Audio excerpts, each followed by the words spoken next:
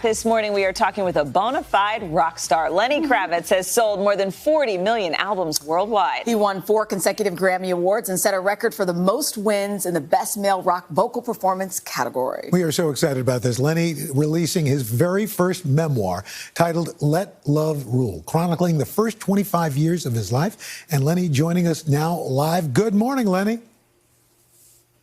Good morning. What's up, cousin? It's all You just good. made his It's day. all good. Hey, first of all, congratulations on the book. And what I find interesting is that you didn't really plan to write this book. It just happened because of a chance encounter. Yes, through a mutual friend, I met a fantastic human being and writer by the name of David Ritz, and who's written so many beautiful books. Ray Charles, Marvin Gaye, Aretha Franklin, just to name a few. And he said, you need to write a book. You should write a book, and I'd love to help you. And I had no interest in it. I never thought about it. And by the end of this dinner meeting, he had convinced me.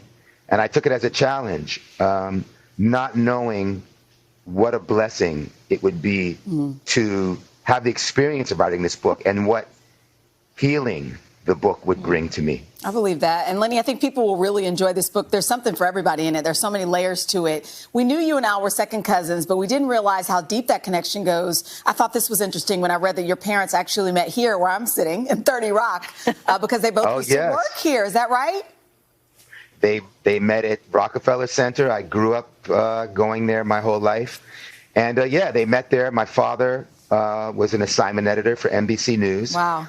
And a producer, and my mother was a secretary working for a gentleman by the name of Ed Stanley. I don't remember what his position was, but that's where they met, yeah. And the rest is history. That's so cool. So I want to ask you, because you've said that writing this book was very therapeutic, but what parts exactly did you find extra therapeutic as you were writing this book? I think the biggest thing for me was learning about my father and having different eyes in viewing him. We had a very challenging relationship, and I got to look at him as a character and not as my father for the first time. And I got to see that he was just a man trying to get through this life experience with what he had, dealing with whatever issues he had in life. And it enabled me to drop any bit of judgment that was left. And it was beautiful. And I really got to understand him. We made peace before my father passed, years later. This is beyond the book. But I realized that I was still holding on to some things, and all of that was let go. And it was beautiful. I was able to love him more, understand him, and really like him for who he was with his faults, because that is the story for all of us. We all have faults. We all have things in life. But the thing is, how do we end that? How do we come through it with love? And we were able to do that. I think a lot of people can relate to that. Listen, we have to get to this. We only have a couple of minutes left. I know you recently posted your personal number on your Instagram, encouraging people to reach out to you directly. What made you decide to do that? And are you really talking back with people? I absolutely am. Yes, I joined a community. I thought it was an interesting way to talk directly to people. And yes, I am answering. I am typing with my fingers. There's no assistance or anybody doing it but me. So anybody that's heard from me is hearing from me. That's awesome.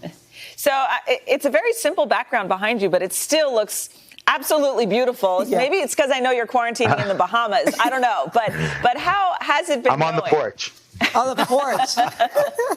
It's been going really well.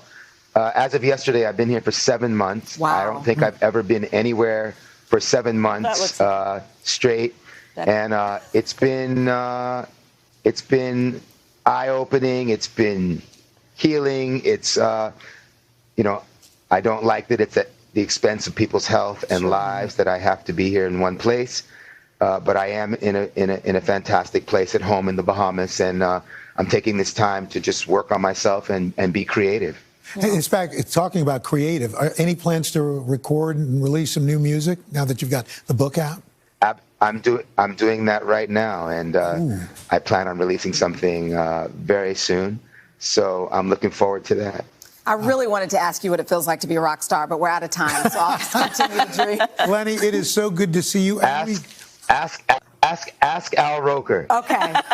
We'll talk. Al Roker knows what it's like to be a rock star because he is one. I learned from you, Cuz. Thanks so much. Again, the memoir, Let Love Rule, available tomorrow.